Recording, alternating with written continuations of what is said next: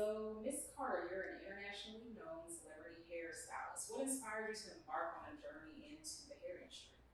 I have a lot of inspirations. My mom inspired me, and also I worked for a celebrity hairstylist, and she was my inspiration. My mom had a business growing up, and she always traveled and had to go to shows, and she would fly to New York in one day and fly back home with my sisters and I. So I saw how hard she worked, and she definitely inspired me as an entrepreneur and traveling and staying busy. And as far as hair, Rita Hazan inspired me. I worked at her salon in New York, and I saw her travel all over the world and color people's hair and work with a lot of different celebrities. And I knew I wanted to be like that. So she inspired me as well. All right, so pretty much mom laid the foundation and then you Yes. had a mentor come along and flower that a little bit more for you. Correct. Yeah. All right, all right. What's been your experience with working with celebrity clientele over time? I love it. It's been really great. Everyone's been really nice to me. It's fun. It's exciting. I like to meet new people. So it's different than, going to the salon every day and working.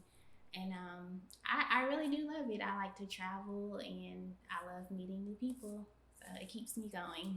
Gotcha. Can you tell me about the first time you booked a celebrity? Like, how did you feel? What went into that process? All those sorts of things. Well, my first experience going out of town with a celebrity, I was an assistant. And I remember I was working in New York, and it was my first time going to Miami, and it was for Tamia Tamia Hill. She had a photo shoot there, and I was an assistant, and I was like so excited because I had never been to Miami. I never worked on a video shoot, and it was just like so amazing. It's really nice. I can imagine. So, besides being excited, were you nervous at all? Oh yeah, I was extremely nervous. What did you do to get yourself over the jitters, over the nervousness? Well, and I do it now. I just have to calm down, breathe, tell myself it's okay. Everything will work out. So I just always do that.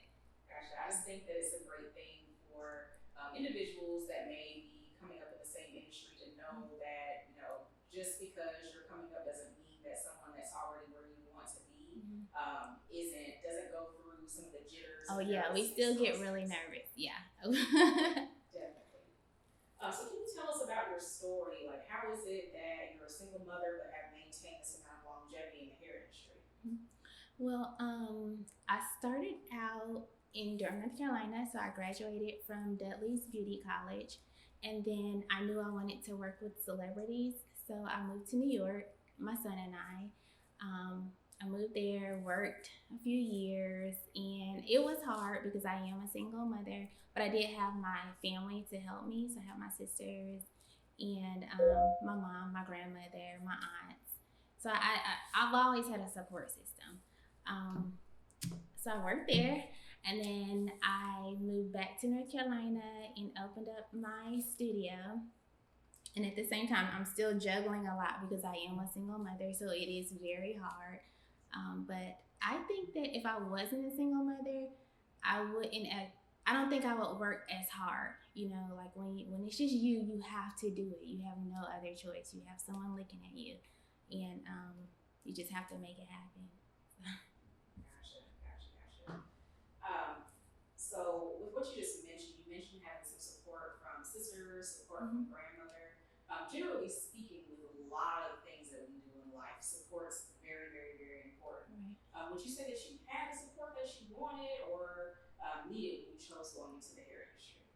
Yeah, I definitely was very fortunate, very blessed to have the support that I needed because my sisters, my mom, my friends, my clients, they support me. So I have a big support system. My child, my nieces and nephews, I do. I have a really big support system. That's amazing. Particularly, there's a lot of individuals, even myself, that I come across that they have these particular dreams and aspirations, but when they mention them to the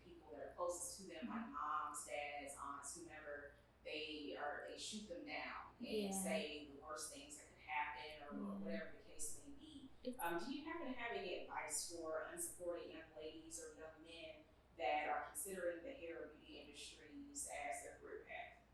Well, I say don't give up because I think that a lot of times people don't understand. So there's a family members or your friends or whoever, they don't understand your vision. So just don't give up. And of course, people are gonna say no, you can't do it, and don't listen to them. Do what you want to do. Do what you feel is best for yourself, and just keep pushing and not giving up. I agree. I agree. So you have an international tour coming up. Can you tell us a little bit about that and what it consists of? Well, I'm kind of all over the place.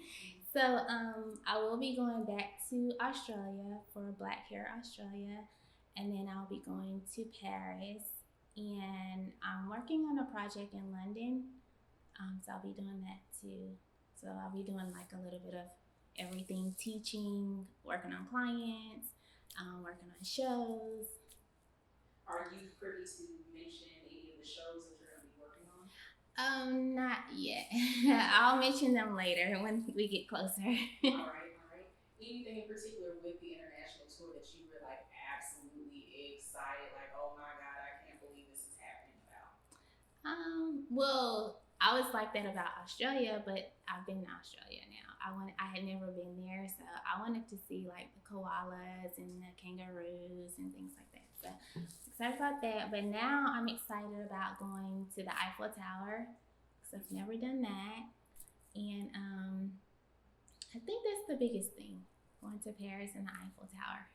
All right, so when it comes to going on tours, working with your clients out of town, things of that nature, it sounds like you get to balance work and play a bit with this. How does that work out? Oh, that's extremely hard because a lot of times I say that I'm going to do it in the beginning. I'll do, I say I'm going to work 3 days and then I'll play 2 days. I work 3 days, but it never works. So a lot of times I end up working way more. But I try to get in that day of, doing whatever I want to do, relaxing or sightseeing or whatever. But it is hard to balance those two. When it is that you're generally successful with balancing the two, what sort of a magical formula do you use to make that work, that you're able to have the time to play or relax along with the work? Well, I have an online schedule. So that's just number one. Like I have to have that schedule. So I go off of my schedule, and then after I complete the things, and I also have a journal. So I have my online schedule, and then I have my journal. So I look at, in my journal, I have a checklist. So I look at all the things that I do want to do, and then I have my online schedule, which are the things that I have to do. So I do all the things that are on my schedule online, and then I go to my checklist, and then I start checking off the things. I'll go to the top of the list, and I'll do that, and then I'll go to the next one, and I'll go on like that. All right, all right. And with making some of these things happen, do you have any other individuals that assist you or help you with getting things in place for yourself when you're balancing the work and the play? Well, my family. My niece is here right now, and my sister. So they've been helping me. So my family helps me a lot. They really do. That's amazing. That's amazing. So as of late, there have been new additions to the world of hair extensions. Am I correct that you have your own line? Yes. Can you tell us a little bit about your line? Yeah, I have a line. It's called Piara Hair, and it consists of different types of hair. So I have Indian hair, Brazilian hair, Peruvian hair, Cambodian hair. I have everything. Curly, straight, wavy. It's really high quality hair, so it doesn't tangle, it doesn't shed. It colors very easily, and it lasts about 2 years with proper care. All right, when it comes to proper care, what does that consist of? Using the correct shampoos and conditioners, and just taking good care of your hair. So shampooing your hair, conditioning it. When you take it out, if it's a sew-in, when you take it out, shampoo it, condition it, hang it up, let it air dry, not putting too much heat. So it's kind of like what we would do with our natural hair. You don't want to put too much heat on your hair. You don't want to damage your hair. You don't want to overprocess it with color. So just taking care of it like you would take care of your own hair. All right. All right. So with hair extensions, there are all of these new innovations or inventions, for lack of better words, in the world of hair extensions. For example, there's frontals, there are 360 units. What would you say has revolutionized the extension game? Um, honestly, it's really not even new. Celebrities have been doing it for years, forever, on TV and photo shoots and things like that. So it's not really new. I think now that we have social media, it's getting around and people are realizing how to do it on their own. Microlinks is still not new, but that's kind of like the big thing on social media right now. People want microlinks, where it's of course the wigs, but in the frontals, and then now the microlinks. Okay. And can you explain what microlinks are? Oh yeah, there are a lot of different types of microlinks. So you can have the individuals, and so they're closer to the bond, the keratin bond method, but it's safer on your hair. So you just kind of clamp the strands in, and then when it's time to take them out, you unclamp them. And then you may have a track with the beads, and then you attach your hair into the bead, and then you just clamp it in, and that's it. It's really easy. It's low maintenance. You can wear your hair up and down. So a lot of people are beginning to like the microlinks, but there are about 4 different types of microlinks. All right. With yourself individually, what influence do you hope to place on the hair industry to change the game? I just like for people to be themselves, because that's what I am. I haven't changed my style of hair. I see where people, one thing will come out and then they'll go do it. Something else comes out and they go do that. I just like a very natural look, and that's just me. I like for things to look real, and so I just feel like, be yourself. I'm just being myself. I'm doing what I like to do, and I feel like that can take you further than trying to jump around and do what everyone else is doing. Just be yourself, do what you like to do, and you'll do great. Do you have any advice or direction in terms of someone finding what it is that they like to do or finding their own particular lane in the hair industry? That can be a little difficult. I think that I usually tell people to figure out what they do during their downtime. So it's like, what is it that you do during your downtime? And I think that you can kind of figure it out then, because that's the time when you're bored and you're doing something, whatever it is, that's what you like to do. So kind of like taking that hobby and like honing on that hobby. All right. So what legacy do you plan to leave behind for your child? I plan to leave a lot for my child. I'm working on a few things now. But definitely some businesses. I don't want to talk about them right now because I really am working on these with him, and I'm so excited about them because I know they're gonna be amazing.